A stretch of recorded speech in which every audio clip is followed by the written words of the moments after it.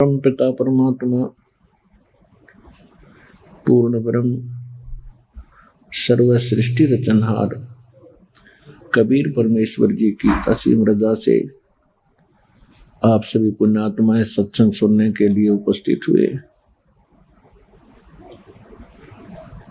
जिस प्राणी के बहुत ही पुण्यक्रम पूर्व जन्म के उनके साथ होते हैं, उनको ये सु अवसर प्राप्त होता है। अन्यथा ऐसे अनमोल जीवन को ये प्राणी मनुष्य जीवन को ऐसे ही माया के जोड़ने में और सांसारिक परंपराओं को निभाने में इसी में नष्ट करके आगे महाकष्ट को प्राप्त होता है।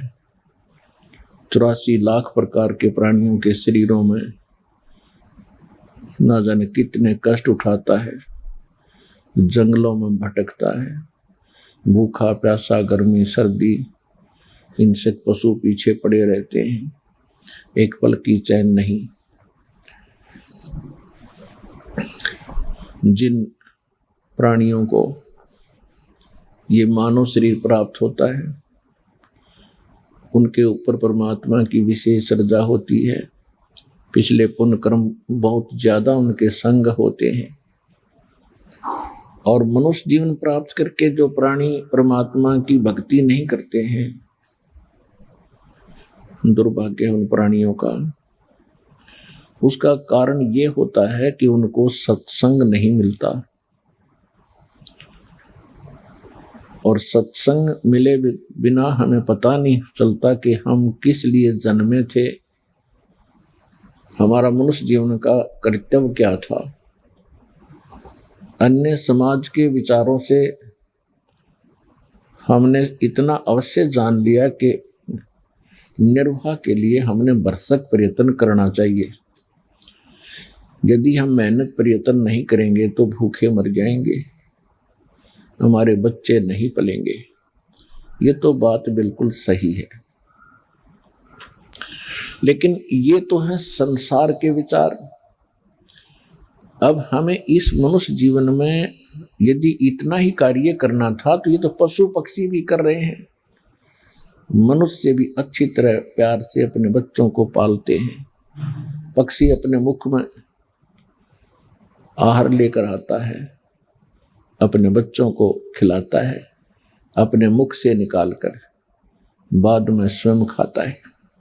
तो हमसे भी ज्यादा लाड से प्यार से अपने बच्चों की परवरिश पक्षी भी करते हैं, और यही कर्म हम कर रहे हैं। तो मनुष्य जीवन का क्या लाभ हुआ? इतना ही कार्य नहीं था। अब सत्संग में आने से प्राणी को ज्ञान होता है कि मनुष्य जीवन का एक विशेष कार्य था।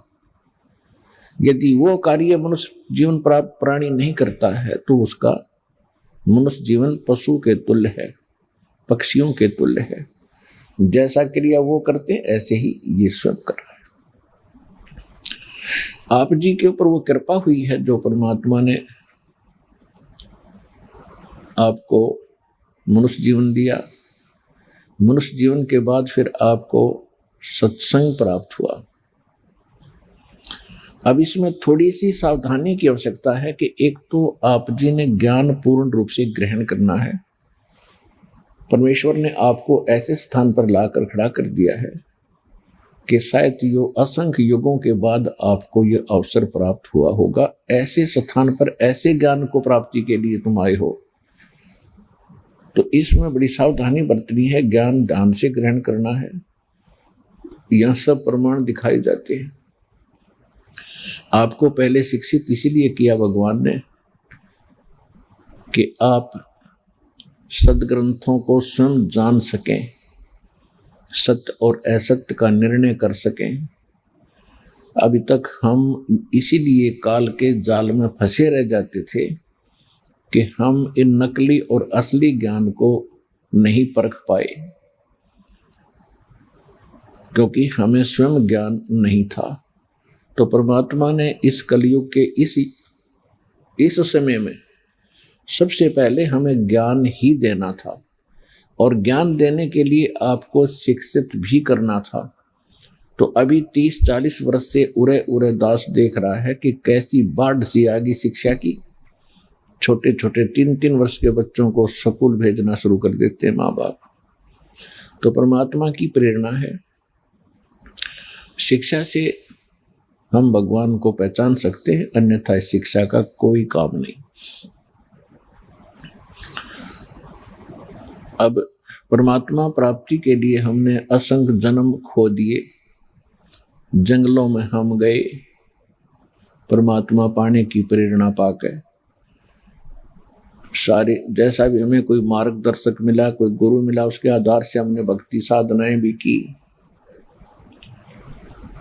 लेकिन हम मुक्त नहीं हुए। मनुष्य जीवन का मूल काम है जन्म और मरण से छुटकारा पाना।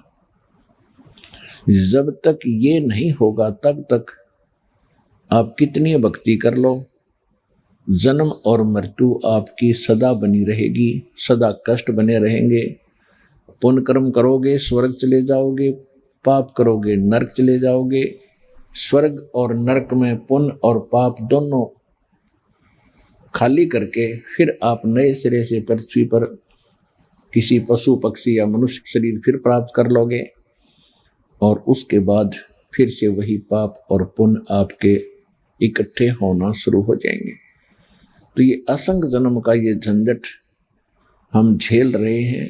अब ये सुअवसर प्राप्त हुआ है कि हम अब परमात्मा का ज्ञान ग्रहण करके जरा और मरण, जन्म और मरण, इनसे छुटकारा पा सकते हैं।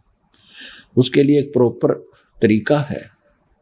कोई भी कार्य हम करते हैं उसकी सफलता के लिए कुछ फार्मूले होते हैं, तो वो कंप्लीट फार्मूला इस दास के पास उपलब्ध है मोक्ष पाने का। यहाँ भी सुख, संसार में भी सुख, शारीरिक सुख, मानसिक सुख और कोई 3 ताप का कष्ट हो वो भी दूर होगा यदि श्रद्धा से भक्ति आप करोगे। तो परमात्मा के ज्ञान को और भक्ति मार्ग को पहचानने के लिए, सत्य और असत्य का निर्णय करने के लिए हमने कोई आधार मानना पड़ेगा। बगैर किसी आधार से हम सत्य और असत्य का निर्णय नहीं कर सकते। तो उसके लिए हम किस चीज को आधार माने?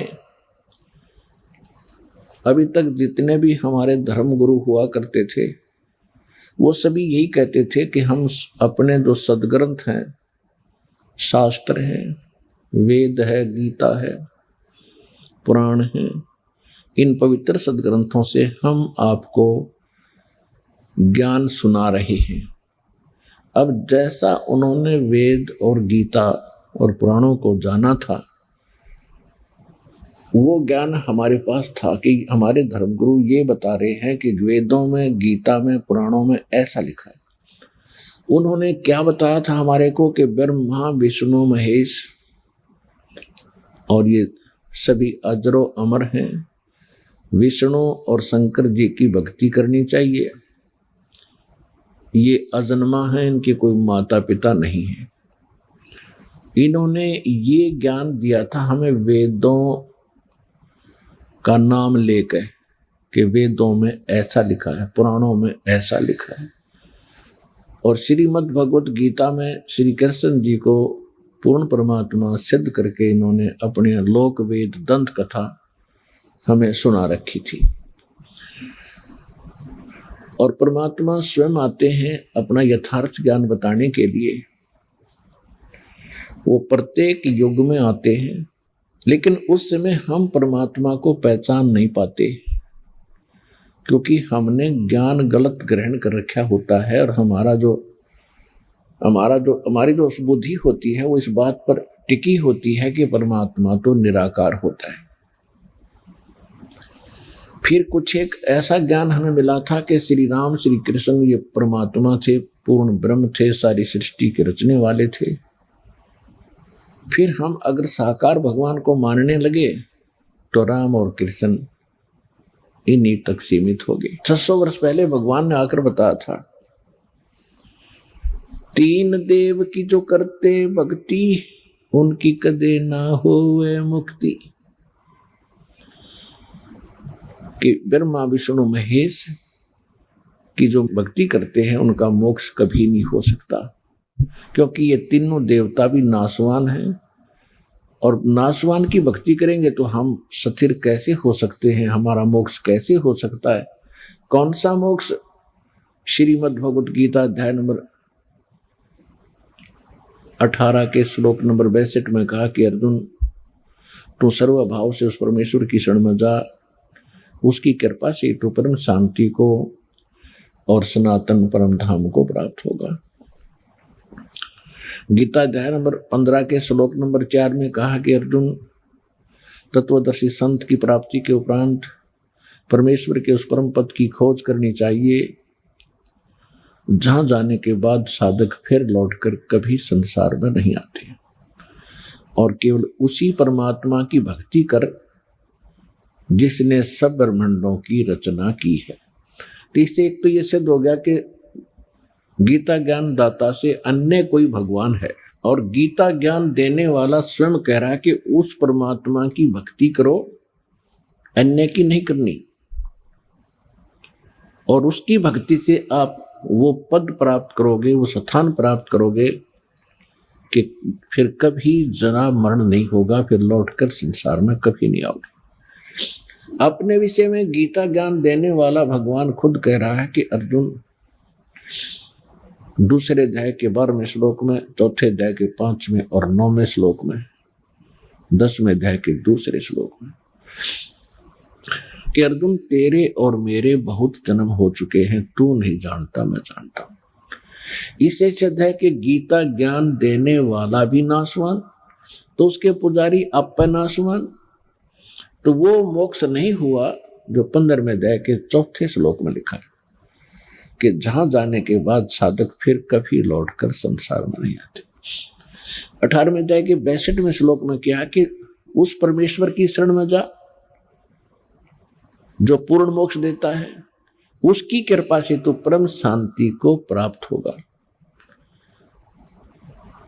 और शाश्वत स्थान को प्राप्त होगा। शाश्वत स्थान माने जिस स्थान का कभी नाश ना होता हो, हम उसे सतलोक कहते हैं, और गीता में उसको सनातन परम धाम कहा है।